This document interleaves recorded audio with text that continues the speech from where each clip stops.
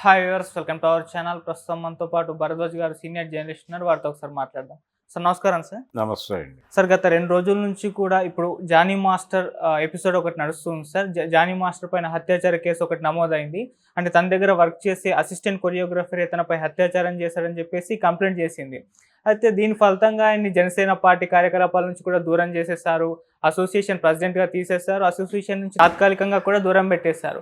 ఇంత జరుగుతున్న ఆయన మాత్రం బయటకు రావడం లేదు, మాట్లాడడం లేదు, పరారిలో ఉన్నాడని కూడా చెప్తున్నారు. ఇవాళ పొద్దున్న న్యూస్ వచ్చింది నెల్లూరులో ఉన్నాడని చెప్పేసి. ఏంటి ఈ జానీ మాస్టర్ ఎపిసోడ్ పైన, అమ్మాయి చేసిన కంప్లైంట్ పైన మీ ఒపీనియన్ ఏంటి? మీరేం చేస్తారు? అంటే జానీ మాస్టర్ మీద ఈ కంప్లైంట్ లాంచ్ అయింది, ఒక గొడవ జరుగుతోంది అతని చుట్టూ.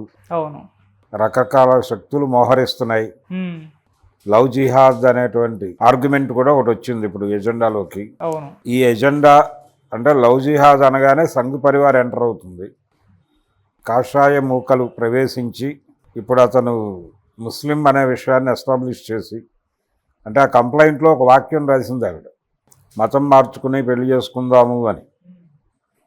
ఆ వాక్యాన్ని ఎంబోజ్ చేసి లవ్ జిహాద్ అని ఇప్పుడు సంఘ్ పరివారు, కాషాయ మూకలు కూడా ఈ దీనిలోకి, ఈ రగడలోకి ప్రవేశించడానికి గేట్వే ఏర్పాటు చేసుకునే ప్రయత్నాల్లో ఉన్నారు. ఒకటి.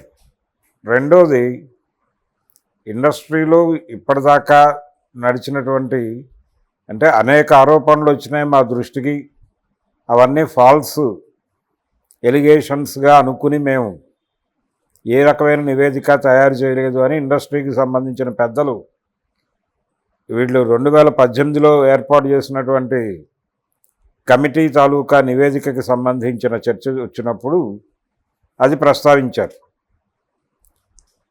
హడావిడిగా ఓ ప్రెస్ కాన్ఫరెన్స్ నిర్వహించారు ఛాంబర్ నుంచి.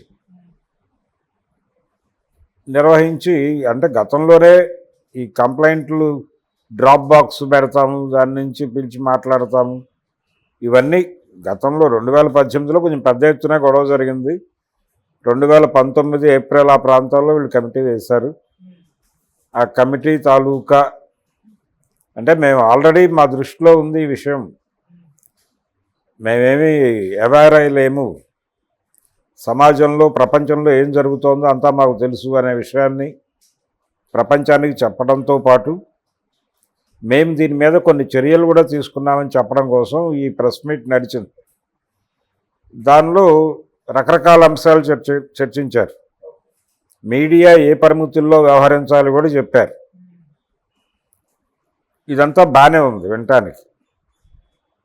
అయితే ఇండస్ట్రీలో ఈ రకమైనటువంటి కల్చర్ ఉందా లేదా అంటే డెఫినెట్గా ఉందనేది అందరికీ తెలిసిన విషయమే.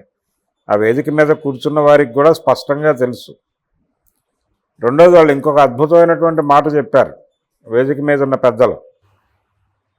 ఇది కొంచెం అనార్గనైజ్డ్గా ఉంటుంది, ఇండివిజువల్గా నడుస్తుంది, దీనికి ఉండేటువంటి క్రియేటివ్ లిబర్టీస్ ఉంటాయి, ఇవన్నీ చెప్పారు. కావచ్చు, ఎమోషనల్ కంటెంట్ క్రియేట్ చేసేటువంటి ఏరియా కాబట్టి ప్రతి మనిషి ఎమోషనల్గానే ఉంటాడు. ఈ ఎమోషన్స్లో రకరకాల డీవియేషన్స్ కూడా జరిగేటువంటి ప్రమాదాలు ఉంటాయి సహజంగానే. ఇదంతా ఒక సహజ పరిణామంగా చూడాలి అని భావించే పెద్దలు కూడా కొంతమంది ఉన్నారు.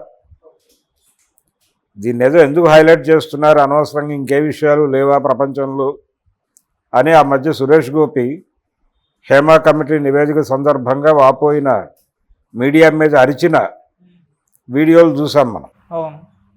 అలాగే నిన్న జరిగినటువంటి ప్రెస్ కాన్ఫరెన్స్లో కూడా కొంచెం మీడియాని గైడ్ చేసేటువంటి ప్రయత్నం జరిగింది.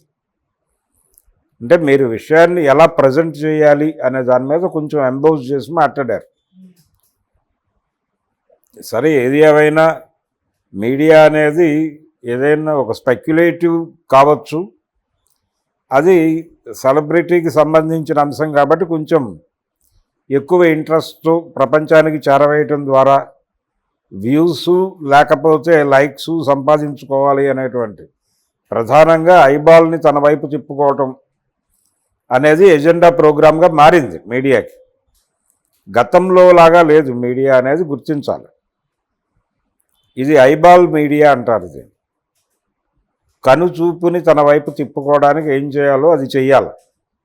అది చేసి తీరాల్సినటువంటి ఒక పరిస్థితి, అనివార్యత ఉంది.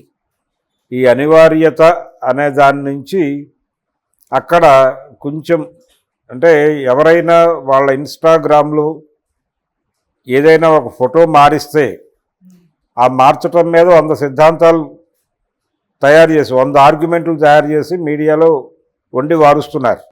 ఓకే. యూట్యూబ్ ఛానల్స్లో మాట్లాడుతున్నారు, దాని మీద విశ్లేషణలు మాట్లాడుతున్నారు. ఆ ఫోటో డిలీట్ చేయడం వెనకాల ఇది జరిగి ఉండొచ్చు అని. ఈ స్పెక్యులేషన్స్ కొంత పర్సనల్ ప్రైవసీకి ఇబ్బందికరంగా మారుతోంది అంటున్నారు. ఈ పర్సనల్ ప్రైవసీ అనే పదం ఎందుకు వస్తుంది? మీరు ఆల్రెడీ పబ్లిక్లో ఉన్నారు కదా, ప్రపంచంలో మీరున్నారు, సోషల్ మీడియాలో మీరున్నారు. మీ యాక్టివిటీ అంతా సోషల్ మీడియా ద్వారా ప్రపంచంతో పంచుకుంటున్నారు. ఈ పంపకాలలో భాగంగా ఆ ఏరియాలో లేని వాళ్ళని అవేర్ చేస్తూ ఈ వార్తని కొంచెం హైలైట్ చేసి దీని వెనకాల కారణాలు ఇవై ఉండొచ్చు అని మాత్రమే మేము చెప్తున్నాం, అంత మాత్రం చేత మేము తప్పు చేస్తున్నట్టు ఎలా అవుతుంది అనేది ఒక ఆర్గ్యుమెంట్ మీడియా వైపు నుంచి ఉంది, సోషల్ మీడియా ఆర్గనైజేషన్స్ నుంచి. సరే, ఇలా 100 ఆర్గ్యుమెంట్లు ఉన్నప్పటికీ జానీ మాస్టర్ తన అసిస్టెంట్ని వేధించుట అనేది కొత్త విషయం కాదు. ఇండస్ట్రీలో గతంలో కూడా ఇట్టి సంఘటనలు చాలా జరిగి ఉన్నవి అనేది వాస్తవం. దాన్ని అంగీకరించి తీరాలి. వాటిని కట్టడి చేయడానికి ఏం చేయాలి అనేది ఒక మెకానిజం ఆలోచించడం అనేది అవసరమే. అయితే ఏదైతే ఒక కమిటీ అనుకుంటున్నారో ఈ కమిటీలు వీటితో పనులు అయిపోతాయని నేనైతే అనుకోవడం లేదు. దానికి కొంచెం అంటే అవతల వాడిని సమన్ చేయగలిగినటువంటి పవర్ ఉండాలి. సమన్ చేయటం అంటే కొంచెం పోలీసులు రెస్పాండ్ అయ్యి, ఇప్పుడు కోర్టు వారెంట్ ఇష్యూ చేసింది, ఇప్పుడు అతని మీద ఎఫ్ఐఆర్ నమోదైంది, పోలీసులు రంగంలోకి దిగారు, వెతుకుతారు, ఎక్కడో చోట పట్టుకొని తీసుకొచ్చి నుంచోబెడతారు, కోర్టు బోన్లో నుంచోబెడతారు. బోన్ ఎక్కించుట అనే కార్యక్రమం నడుస్తుంది. ఇలా సమన్ చేయగలిగినటువంటి అధికారం ఉన్నటువంటి ఒక వ్యవస్థ కావాలి. ఇది సినిమా పరిశ్రమలో మాత్రమే ఉన్నటువంటి ప్రాబ్లం కాదు, అన్ని చోట్ల ఉంది, ఇంక్లూడింగ్ మీడియా కూడా ఉంది అనేది ఇండస్ట్రీ పీపుల్ మాట్లాడుతున్నారు. అలాగే ఐటీ సెక్టార్లో ఉంది. లేని ప్రాంతం ఏది అనే పద్ధతిలో చర్చ జరిగింది. ఒకళ్ళ మీద ఒకళ్ళు దుమ్మెత్తి పోసుకోవటం కన్నా కూడా అన్ని చోట్ల విశ్వవ్యాపితమై ఈ జబ్బు ఉంది అనే విషయం గుర్తించి, దీనిలో నిన్న ఝాన్సీ గారు ఒక మాట అన్నారు, క్విట్ ప్రోకో అనే మాట వాడుతూ మీకు ఇది మాకది అన్న పద్ధతిలో మేము మా శీలాన్ని పణంగా పెడతాం, మీరు అవకాశాలు ఇవ్వండి అన్న టోన్లో ఇది నడుస్తున్నట్టుగా ఓ ప్రచారం నడుస్తుంది అనేది ప్రస్తావించారు. నిజమే, మాకేంటి అనేది ఒక, మీకు అవకాశం ఇస్తే మాకేమిటి అనేది ఒక దశ. కానీ వాంటెడ్గానే ఇబ్బంది పెట్టడం అనే కల్చర్ కూడా ఉంది అనేది రకరకాల కథనాలు గతంలో ప్రచారం అయి ఉన్నాయి. అవి అన్నీ అవాస్తవాలు అంటే అవాస్తవాలే అనుకోవాలి. అందులో కొంత వాస్తవం ఉంది అనుకుంటే ఉంది అనుకోవాలి. పుకార్లు ఉండేవి. ఈ పుకార్లు అని గాసిప్పులు అనే పేరుతో గాసిప్ పత్రికలు కొన్ని ఉండేవి. కాగడ అని కామేశ్వర శర్మ గారి నేతృత్వంలో ఒక పత్రిక వచ్చేది ఆ రోజుల్లో. అలాగే హిందూ నేషన్ అని ఒక పత్రిక ఉండేది. కిష్కింద అని ఒక పొలిటికల్ పత్రిక కూడా ఉండేది ఆయన కామేశ్వర శర్మకి. దానిలో పొలిటికల్ గాసిప్ రాసేవాడు, దీనిలో సినిమా గాసిప్ రాసేవాడు. తారా సితారా లాంటి కొన్ని పత్రికలు విజయవాడ కేంద్రంగా వచ్చేవి. అవి జస్ట్ ఇప్పుడు సోషల్ మీడియా చేస్తున్న పనే చేసేవి. ఇద్దరు ఇప్పుడు సోషల్ మీడియా ప్లాట్ఫామ్లో వాళ్ళు ఫోటో మారిస్తే కథనాలు ఎలా రాస్తున్నారో అదే పద్ధతిలో వాళ్ళిద్దరూ కలిసి ఎక్కడైనా కనిపిస్తాయి, అంటే సంబంధం లేని ఇద్దరు కనిపిస్తాయి, వెంటనే ఒక కథనం తయారు చేయటం లేదు, ఎవరో చెప్పుకుంటూ ఉండగా విని దానికి ఒక కథారూపం ఇచ్చి ప్రచారం చేసినటువంటి సందర్భం కూడా జరిగింది మీడియాలో. జరగలేదు అనేది తప్పు, జరిగిన మాట వాస్తవం. ఇది ఒక ప్రొఫెషన్గానే నడిపారు. ఎల్లో జర్నలిజం అని ఒక పదం ఉంది మనకి. సో వీళ్ళని ఎల్లో జర్నలిస్టులు అన్నారు. కొన్ని సందర్భాల్లో దాడులు జరిగినాయి, కొట్టారు వీళ్ళని. ఈ పత్రికల నిర్వాహకుల మీద దాడులు జరిగినాయి, కొట్టారు, కేసులు అయినాయి, ఇంత గందరగోళం నడిచింది. అయితే నిప్పు లేకుండా పొగరాదు అనేటువంటి సిద్ధాంతం మీద వీళ్ళు కథ నడిపారు. సో మీడియాని అవేర్ చేయటము, మీడియాకి జాగ్రత్తలు చెప్పడము అనే కార్యక్రమం ఏదైతే నిన్న ప్రెస్ కాన్ఫరెన్స్లో జరిగిందో అది కూడా మీ కన్నీరు మేము తుడుస్తాం, మా కన్నీరు మీరు తుడవండి అన్న పద్ధతిలోనే నడిచింది. అలా కాకుండా ముందు ఎందుకుంది ఇది అంటే, మీకిది మాకది అనే మాట ఎందుకు వస్తుంది అంటే, ఇక్కడ పెట్టుబడి ఎవరిది అనేది. పెట్టుబడి నిర్ణయిస్తుంది ప్రపంచాన్ని. పెట్టుబడి పురుషుడిది. పురుషుడు డబ్బులు పెట్టి ఒక అమ్మాయిని హీరోయిన్గా తీసుకుంటాడు, ఒక కొరియోగ్రాఫర్గా ఒక అమ్మాయిని పెట్టుకుంటాడు, తన అసిస్టెంట్గా ఒక అసిస్టెంట్ కొరియోగ్రాఫర్గా ఒక అమ్మాయిని పెట్టుకుంటాడు, ఒక కొరియోగ్రాఫర్. అంటే మెయిల్ డామినేషన్ అనేది ఉంది, పురుష పెట్టుబడి ఉంది అక్కడ. ఈ పురుష పెట్టుబడి హీరో వర్షిప్, హీరో పేరు చెప్పి సినిమాలు నమ్ముకునే కల్చర్, హీరో పేరు మీద డబ్బులు ఇచ్చేటువంటి సంస్కృతి, ఇదంతా కూడా మెయిల్ డామినేషన్కి ఒక ప్రాతిపదిక ఉంది. ఆ ప్రాతిపదిక ఉన్న ప్రపంచం అది అనే విషయాన్ని అంగీకరిస్తే, నాకేంటి అని అడగటం, నీకు అవకాశం ఇవ్వటం ద్వారా నాకేమిటి అని అడిగితే, అబ్బెబ్బే అలా కాదండి, నేను అలా కాదు అంటే కనుక అయితే మీరు మాకు అక్కర్లేదు అనొచ్చు. అనడానికి అవకాశాలు ఎల్లవేళలా ఉంటాయి. ఇది గుర్తించాలి ముందు ప్రపంచం. సో అవకాశం ఇచ్చేది మేము అనేది ఒక సెక్షన్. ఒక డైరెక్టరు ఈ క్యారెక్టరు మీకు రావాలంటే మరి నాకేంటి అనొచ్చు. అతను ఇచ్చేవాడు, ఆవిడ పుచ్చుకునే మనిషి అయినప్పుడు ఈ మాట దొర్లితే ఏమిటి పరిస్థితి? ఇలాంటివి దొరలేదు అని ఎవరైనా చెప్పగలరా? అటువంటివి దొరలవు అసలు అని చెప్పే పరిస్థితిలో ఎవరూ లేరు. అన్ని చోట్ల దొరుకుతాయని అనుకోనక్కర్లేదు. 100 మంది డైరెక్టర్లు ఉంటే అందులో 2 నుంచి దొర్లు ఉండొచ్చు. దాన్ని ఇష్యూగానే చూడాలి కదా. ఏ భావజాలంతో వాళ్ళు ఆ మాట అనగలుగుతున్నారంటే మెయిల్ డామినేటింగ్ సొసైటీ కాబట్టి, పురుషాధిక్య భావజాలంతో ఆ మాట అనగలుగుతున్నారు. సో ఇలాంటి పురుషాధిక్య సమాజము, పురుష పెట్టుబడితో నడుస్తున్నటువంటి పరిశ్రమ. దీనిలో ఇంకొక కోణం ఉంది. ఇప్పుడు ఈ అమ్మాయి కంప్లైంట్ ఇచ్చింది, ఆ కొరియోగ్రాఫర్. ఆ అమ్మాయి ఎవరి పొలోద్బలంతో ఇచ్చి ఉండొచ్చు, ఆ అమ్మాయి వెనకాల ఎవరున్నారు అనే హంటింగ్ జరుగుతోంది. ఆ హంటింగ్ ఎందుకు జరుగుతోంది? ఎవరు చేస్తున్నారు ఆ హంటింగ్? పురుషులే చేస్తున్నారు. పురుష ప్రపంచం ప్రస్తుతం ఆవిడ్ని ఎనిమిగా చూచుచున్నది అనేది వాస్తవం. దాన్ని అంగీకరించి తీరాలి. వాళ్ళు టార్గెట్ చేస్తున్నారు అమ్మాయిని. మేమేదో అవకాశాలు ఇస్తాం. ఇప్పుడు ఒక పెద్ద హీరో తన సినిమాకి సోలో కొరియోగ్రాఫర్గా తనకు అవకాశం ఇస్తానన్నారు అని నిన్న మాట్లాడారు. ఆ పెద్ద హీరో అల్లు అర్జున్ అనే పేరు బయటకు వచ్చింది. అల్లు అర్జున్ అమ్మాయికి అవకాశం ఇస్తున్నాడంటే జానీ మాస్టర్ని అతను టార్గెట్ చేస్తున్నాడా? జానీ మాస్టర్ జనసేన మనిషి కాబట్టి పవన్ కళ్యాణ్కి అల్లు అర్జున్కి ఉన్న గొడవ ఇచ్చా ఇది ఫ్లేరప్ అవుతోందా అని ఇంకొక కథ. నాగబాబుని సెంటర్ చేసి, నాగబాబుకు తెలుసు జానీ మాస్టర్ ఎక్కడ ఉన్నాడో, అతనే ఈయన్ని దాచాడు అనేది ఒక స్టోరీ. ఇలా 100 కథనాలు సర్క్యులేట్ అవుతున్నాయి ఈ ప్రెస్ మీట్ చుట్టూ. సో ఇవన్నీ ఎవరు ప్రమోట్ చేస్తున్నారు? ఇది కూడా పురుష పెట్టుబడి. పాలిటిక్స్ పట్టుకొచ్చారు దీనిలోకి. తెలుగుదేశం, వైసీపీ, జనసేన అన్ని పార్టీలు జానీ మాస్టర్ ఎపిసోడ్లోకి లాక్కొచ్చారు విజయవంతంగా. సో ఒక గందరగోళం, ఒక కల్చర్ నడుస్తోంది అనేది ముందు అంగీకరించి, మిగిలిన స్పెక్యులేషన్స్ పక్కన పెట్టి,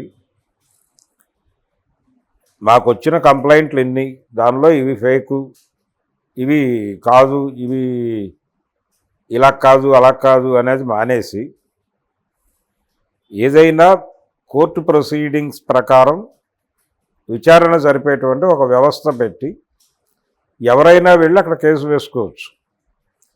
అది నేను నేరం చేయలేదని ప్రూవ్ చేసుకోవాల్సిన బాధ్యత అవతల వ్యక్తిది. ఇప్పుడు మన సత్యవేడు ఎమ్మెల్యే మీద ఆరోపణ వచ్చింది,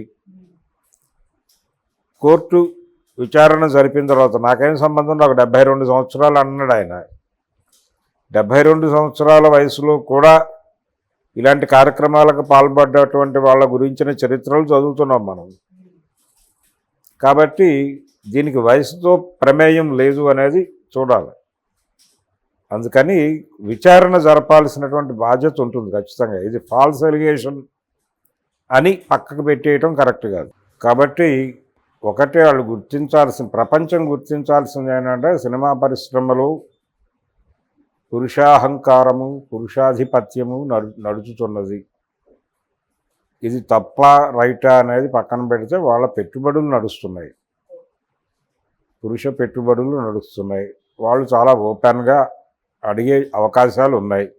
వాళ్ళు ఎంత డెమోక్రటిక్గా ఉన్నామని చెప్తారంటే, ప్రాజెక్టుకి అమ్మాయి అవసరం అనుకుంటే డిస్టర్బ్ చేయం, ప్రాజెక్టుకి అవసరం లేకపోతే ఈ అమ్మాయి అవసరము అనిపించకపోతే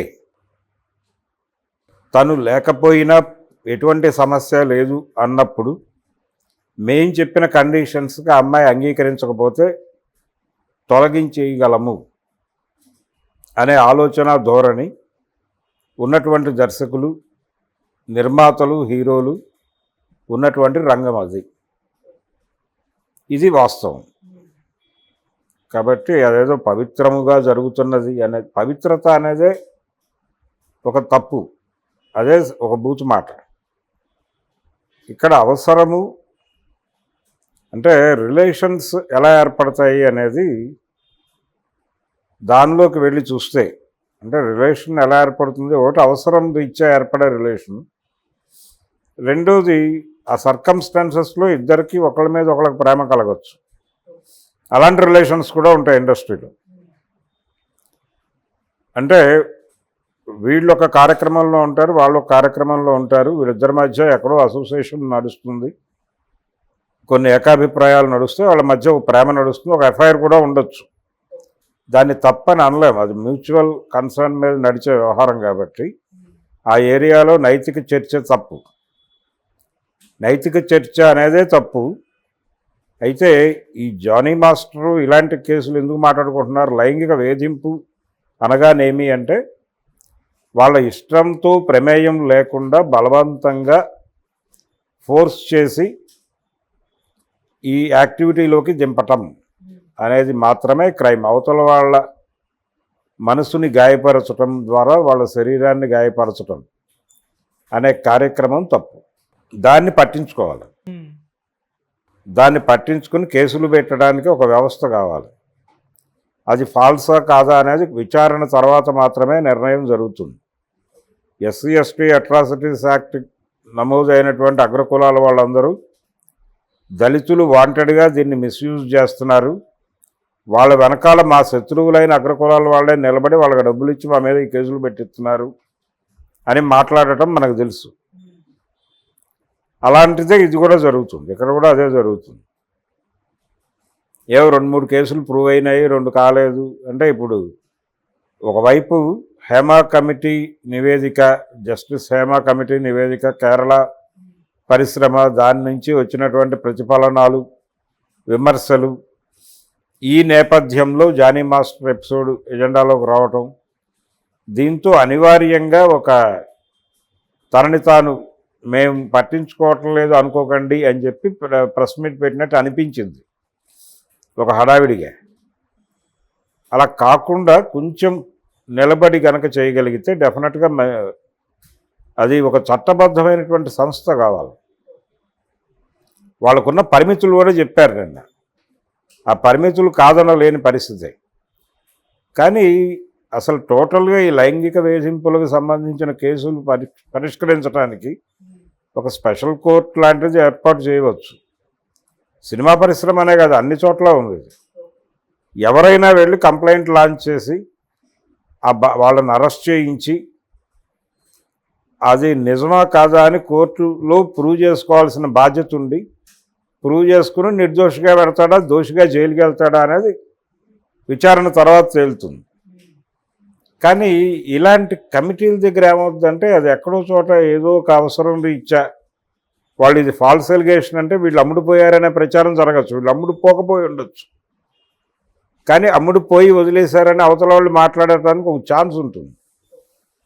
అలా కాకుండా ఇది కోర్టు లాంటి వ్యవస్థ అయితే కనుక కొంతవరకు ప్రొటెక్షన్ ఉంటుంది.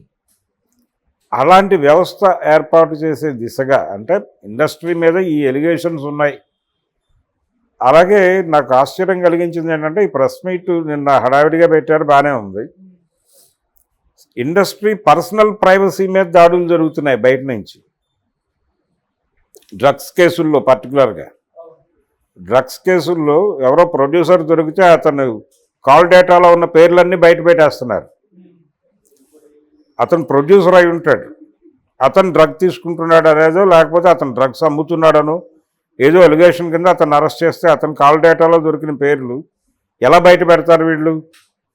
బయట పెడితే టీవీ ఛానల్స్ ఏం చేస్తాయి, మీడియా ఏం చేస్తుంది, సోషల్ మీడియా ఏం చేస్తుంది, యూట్యూబ్ కంపెనీలు ఏం చేస్తాయి? ఆ కాల్ డేటా వాళ్ళు బయటకు రివీల్ చేసిన కాల్ డేటాలో ఉన్న పేర్లు అన్నీ బయట పెట్టి వీళ్ళందరూ డ్రగ్ కన్జ్యూమర్స్ అని చెప్పి ఒక స్టాంప్ వేసేస్తారు. వేస్తున్నారు, ఆల్రెడీ జరుగుతోంది పని.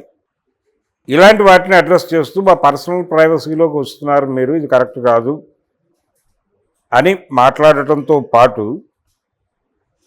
ఎందుకు డ్రగ్స్ అనగానే పరిశ్రమను చూపిస్తున్నారు, సినిమా పరిశ్రమను చూపిస్తున్నారు, ఇతర ఏరియాల్లో లేదా? నిన్న మాట్లాడినట్టు ఈ లైంగిక వేధింపులు అనేది అన్ని చోట్ల ఉందని చెప్పారు కదా, ఇంక్లూడింగ్ మీడియా. ఈ డ్రగ్స్ కూడా అన్ని చోట్ల ఉందని ఎందుకు మాట్లాడరు? ప్రెస్ మీట్ పెట్టి ఎందుకు ఇక్కడే లొకేట్ చేస్తున్నారు? స్కూళ్ళు, కాలేజీలు, సినిమా వాళ్ళు తప్ప ఇంకెవరు డ్రగ్ తీసుకోడా? ఈ డ్రగ్ పెడలర్ అనగానే ఎందుకు నైజీరియన్ ఎవరో వస్తాడు ఒక పాత్ర ప్రవేశపెడతారు? పబ్బుల్లో దాడి జరిగినప్పుడు ఎందుకు సెలబ్రిటీ పిల్లల పేర్లు మాత్రమే హైలైట్ చేసి మిగిలిన పేర్లు అన్నీ పక్కగా నెట్టేస్తున్నారు అనే దాని మీద కూడా ప్రెస్ మీట్ పెట్టి డిపార్ట్మెంట్ని, ప్రభుత్వాన్ని నిలబెట్టాల్సినటువంటి అవసరం ఉంది సినిమా పెద్దలకి. ఈ కార్యక్రమంతో పాటు ఆ కార్యక్రమం కూడా చేస్తే ఇండస్ట్రీ హర్షిస్తుంది. ఆ పని చేస్తే బెటర్. అది అంటే దీనికి సంబంధించి జానీ మాస్టర్ చుట్టూ కథ తిరుగుతోంది. ఇప్పుడు లవ్ జిహాదీ లాంటి వాళ్ళు ఎంటర్ అయిపోతే ఇంకా గందరగోళం అవుతుంది. ఇది ఆల్రెడీ ఇలాంటి అవకాశం కోసం ఎదురు చూస్తున్నాడు గోతికాడ నక్కల్లాగా వాళ్ళు. సో అదొక ప్రమాదం ఉంది ఇప్పుడు జానీ మాస్టర్ జీవితానికి. వీటన్నిటికంటే మించిన ముప్పు సంఘ్ పరివార్ నుంచి వచ్చే ముప్పు ఏంటి అనేది ఆలోచించుకోవాలి. అతను ఓపెన్ అయిపోయి కన్ఫెస్ అయ్యి ఇది జరిగింది అని ఓపెన్గా ఒక ప్రెస్ మీట్ పెట్టి మాట్లాడేసి వెళ్ళి సరెండర్ అయ్యి, అయ్యా ఇది వాస్తవం, నేను తప్పు చేస్తే తప్పు చేశాను, మీరు ఏదైనా శిక్ష వేసుకోండి, లేదు తప్పు చేయకపోతే ఇది తప్పు, రాంగ్ ఎలిగేషన్స్ నా మీద పెట్టారు, నేను కంటెస్ట్ చేస్తాను, ఇదిగో నా దగ్గర ఉన్న సాక్ష్యాలు అని తను ఓపెన్ అయ్యి ఓ ప్రెస్ మీట్ పెట్టి వెళ్ళి కోర్టులో సరెండర్ అయిపోయి రిమాండ్కి వెళ్ళి కేసు తేల్చుకుని కడిగిన ముత్యంలా బయటకు రావచ్చు కదా. అది మానేసి హైడ్ అవ్వటం తప్పు. హైడ్ అవుతున్నారు సార్. రకరకాల ప్రెజర్స్ ఉంటాయి, దానిలో కొంత వాస్తవం ఉండుండొచ్చు. తన మీద వస్తున్నటువంటి ఎలిగేషన్స్లో దాన్ని డినై చేయలేని కండిషన్లో ఎక్కడో ఉండుండొచ్చు. అలా కూడా జరగచ్చు. లేదు భయం కొద్దీ హైడ్ అవ్వచ్చు. రకరకాల కారణాలు ఉంటాయి. ఏదైనా హైడ్ అవ్వటం కరెక్ట్ కాదు. ఏ విషయాన్నైనా ఫైట్ చేయడం ద్వారా మాత్రమే మనం ప్రూవ్ చేసుకుంటాం. వీళ్ళు వెళ్ళి అరెస్ట్ చేస్తే అది వేరు. అలా కాకుండా తనే ఒక ప్రెస్ మీట్ పెట్టి తనే వచ్చి కోర్టులో సరెండర్ అయిపోయి నిజంగా తను తప్పు చేసినట్టు ఫీల్ అయితే తప్పు చేశానని చెప్తే పోయేదేం లేదు, అతని గౌరవం పెరుగుతుంది. తప్పు జరగకపోతే నా మీద అనవసరంగా ఎలిగేషన్స్ వేస్తున్నారని కూడా కంటెస్ట్ చేయవచ్చు. దానికి సంబంధించిన విట్నెస్ నా దగ్గర ఉందని బలంగా చెప్పగలగాలి. అది చేయాలి తప్ప ఈ దాక్కుని డ్రామాలు ఆడటం తప్పు. సార్ ఇంకోటి ఏంటంటే అమ్మాయిని లైంగికంగా వేధించే టైం నాటికి అమ్మాయి మైనర్ అని కూడా అంటున్నారు. ఎందుకంటే ఇప్పుడు 2019 నుంచి వేధిస్తున్నారు, అప్పుడు 16 years అంటున్నారు. ఇది కానీ ప్రూవ్ అయితే సీరియస్ క్రైమ్ అని అంటున్నారు. రకరకాల లీగల్ ఇష్యూస్ మాట్లాడుతున్నారు. మైనర్ మీద దాడి చేసి లైంగిక వేధింపులు చేసాడు అతను అంటే దానికి వేరే అసలు 7 ఏళ్ల పాటు ఈ అమ్మాయి మాట్లాడకుండా ఏం చేస్తుంది అని. ఇప్పుడు ఆ మధ్య పుష్పలో ఏదో పాట కంపోజ్ చేసినప్పుడు ఈ అమ్మాయి టాలెంట్ చూశాను నేను. అసలు ఇలాంటి ఇంత బరువు మోస్తోంది ఈ అమ్మాయి అని అనిపించలేదు నాకు అని అనసూయ గారు మాట్లాడారు. ఇంత ప్రెజర్లో ఉంది ఈ అమ్మాయి అని అనిపించలేదు నాకు అన్నాడు. అది పాజిటివ్గానే అందాడు. పాజిటివ్గానే ఇంత బరువు మోస్తున్నట్టుగా కనిపించలేదు ఆ అమ్మాయి. అంటే దాచుకుని ఆ ఎమోషన్ అంటే అక్కడ ఆ డ్యాన్స్ బాగా రావాలి, ఆ బిట్ బాగా రావాలనేటువంటి ఒక ప్రయత్నం చూశాను నేను ఆ అమ్మాయిలో అని చెప్పారు ఆవిడ పాజిటివ్గానే. No negative comment. అది నెగిటివ్ కామెంట్ కాదు, పాజిటివే. అయితే ఇక్కడ క్వశ్చన్ ఏంటంటే 7 ఏళ్ల పాటు ఎందుకు మీరు భరించారు? 2018లోనే ఈ గొడవ చాలా పెద్ద ఎత్తున జరిగింది తెలుగు ఇండస్ట్రీలో.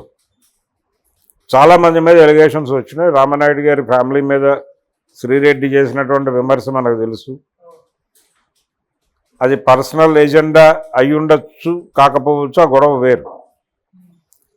అయితే ఆ టైంలో చాలామంది ముందుకొచ్చి ఎలిగేషన్స్ పెట్టారు, ఛాంబర్ దగ్గరికి వెళ్ళారు, మహిళా సంఘాలు ఇన్వాల్వ్ అయినాయి, కమిటీ వేశారు. ఇదంతా ప్రపంచానికి తెలిసిన కథే. సో ఆ రోజునే మీరు ఎందుకు బయటికి రాలేదు? మీరు ఎవరో ఒకళ్ళకి చెప్పుకోవాలి కదా మీ కష్టం. కాబట్టి ఇక్కడ ఒక డౌట్ రైజ్ చేస్తున్నారు ఈ ఏరియాలో. ఎందుకు ఇంతకాలం ఉపేక్షించి ఇప్పుడు దాడి చేయటం వెనకాల ఏదైనా ప్రోగ్రామ్ ఉందా అనేది ఒక కథ. ఇది పవన్ కళ్యాణ్ని టార్గెట్ చేస్తున్నారా, జనసేనని టార్గెట్ చేస్తూ జరుగుతున్న దాడా అని ఒక పొలిటికల్ స్టోరీ. ఇలా రకరకాల కోణాలు వచ్చేసినాయి దీనిలో. అందుకని ఒకవేళ ప్రూవ్ అయితే కేసులో శిక్ష పడుతుంది. మైనర్ని చేస్తే మైనర్ని అలా చేశాడని ప్రూవ్ అయితే దానికి ఏజ్ శిక్ష ఉందో కోర్టు డిసైడ్ చేస్తుంది. ఈ లోపు ఎవరు